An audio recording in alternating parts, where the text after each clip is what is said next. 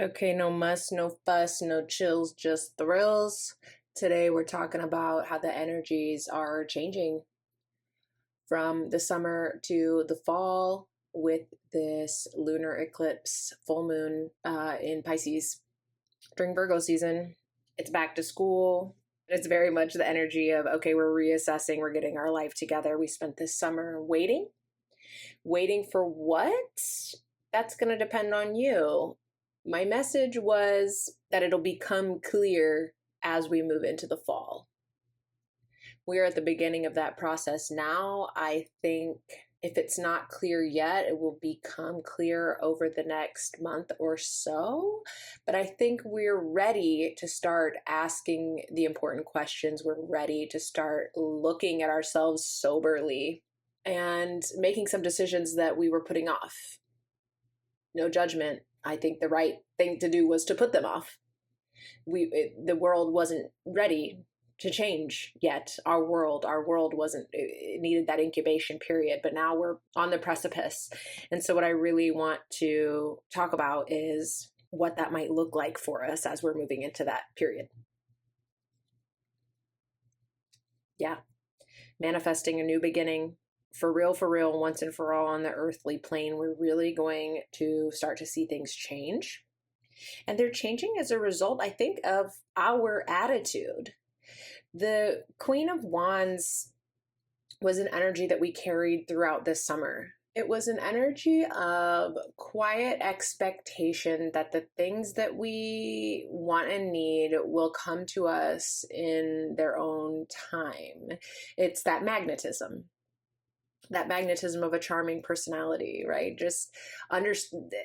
I'm sorry, but this belief that sort of the world revolves around us. Now we know it doesn't in a literal sense, and we have empathy for others. I'm not saying that we are actually more important than others, but it's that fake it till you make it vibe that really keeps our head above water in trying times in which we might otherwise drown.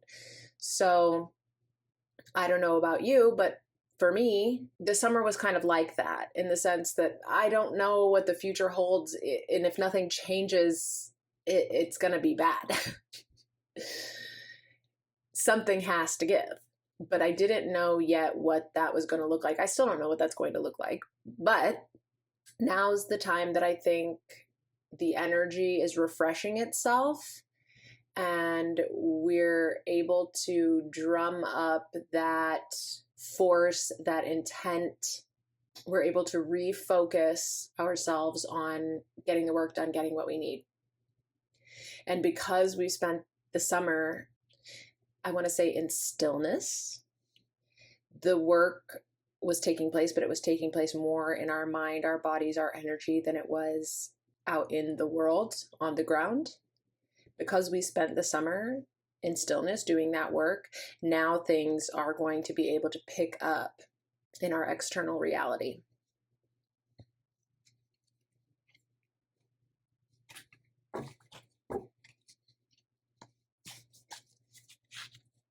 Let's pull a few more cards from the Tarot of the She, relevant specifically to this full moon lunar eclipse in Pisces. All these came out just as one, so let's just see if they have anything meaningful to tell us. So there's still a lot of warrior energy or fire energy or wands energy, which is what we were getting all summer. So the story I'm seeing here is that, we've been transformed, as I was saying earlier, by that work, that quiet work that we were doing internally. The questions that we're asking and answering themselves, that work was something that couldn't be avoided. Those questions were coming up naturally because of our restlessness and desperation. That need to change, that drive, it's a drive for survival. And the Six of Wands and the Seven of Wands, and the Ten of Wands here, the Great Task, are telling me that you're a survivor. You're a survivor. There's no question that. And the Queen of Wands, there's no question that you will always overcome. You will change. yourself. You will change the environment around you. You will take those steps always to meet your needs and, frankly, to find peace, I want to say, to find an energy that you're at peace with, that feels natural to you. And because you've done all that work, and the culmination of that work, we're going to see right around this lunar eclipse in Pisces right now, the culmination of that work and how it's transformed you. Because of that, you're again going to start to see those changes take root in your real world, in your external world, in your day-to-day life. So I'd be interested in dwelling on this Maker 9, this 9 of Pentacles.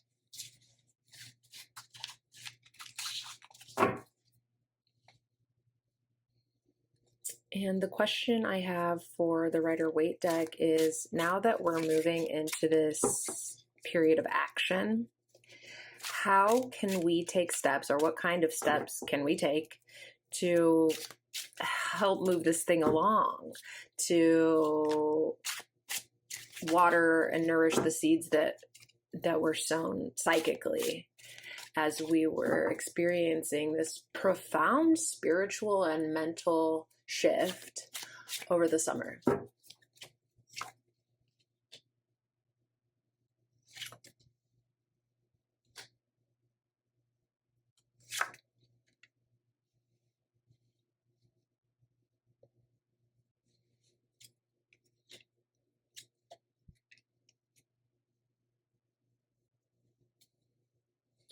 Well, starting with this King of Wands reversed, I'm going to say that you need to resist the urge to do too much, to push too hard.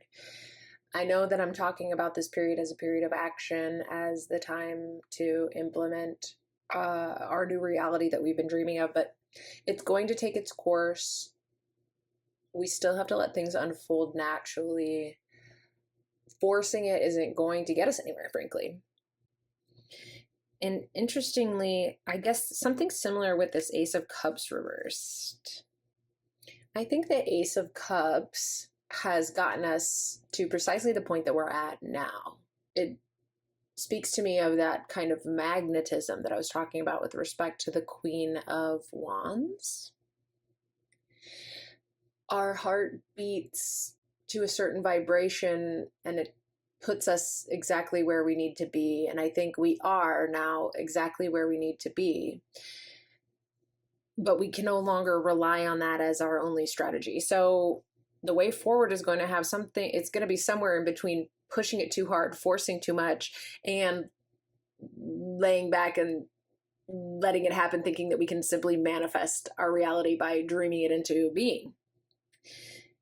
It is more likely time to take practical steps in the direction of this new reality that that is starting to come into focus for us.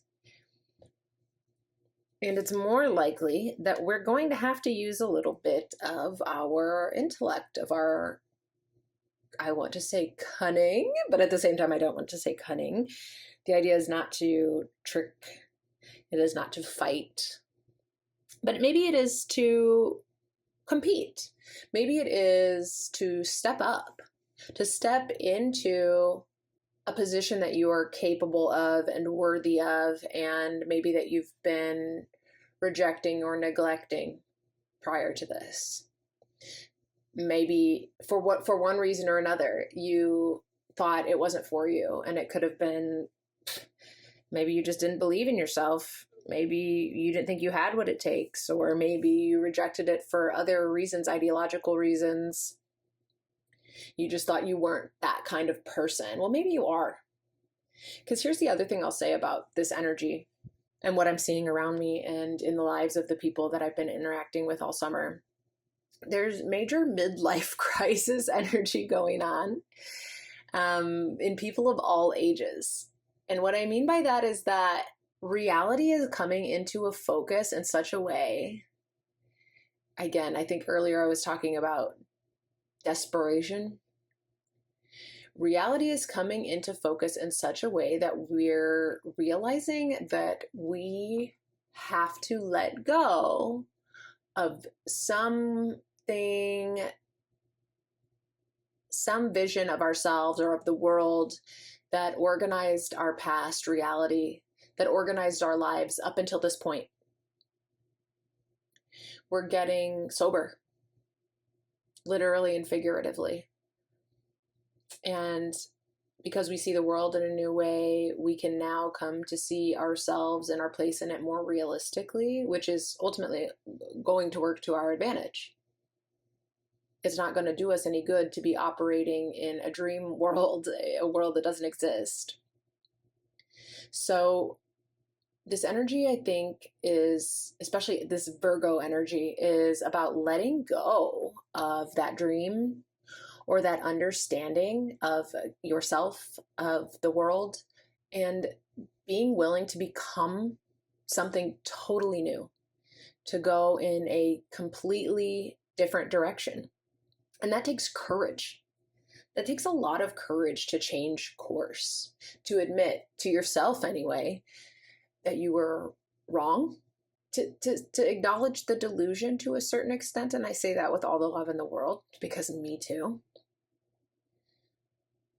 But that's a huge realization, and it takes strength of character to do this, to say, wow, the way I've been doing things isn't working, and I have to do something totally new. And it might mean, kind of as I said with the Five of Swords, becoming something that you previously hated or rejected or thought you were not. That's huge. But the payoff is going to be just as huge.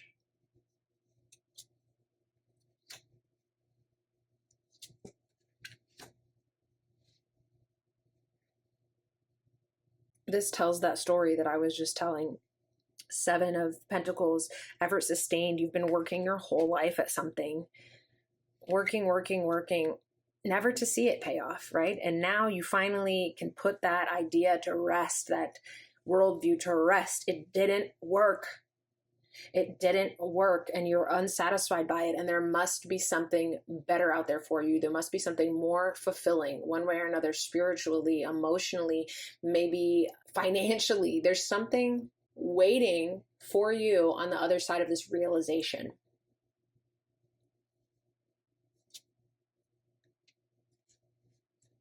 And that's going to be waiting for you on the other side of this realignment. I think you did a lot of the work this summer to find a new alignment, to really understand what wasn't working, and to reassess your priorities.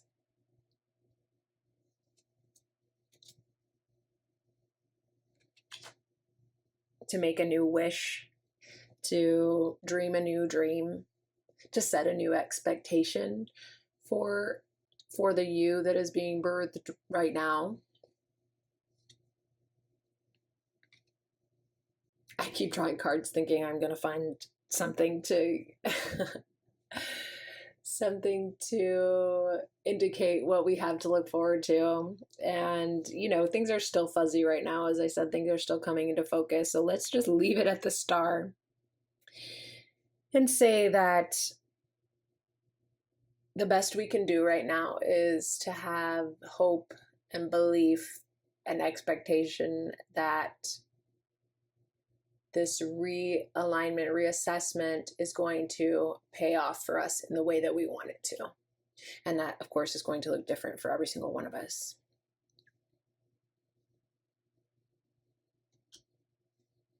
It's the High Priestess, by the way.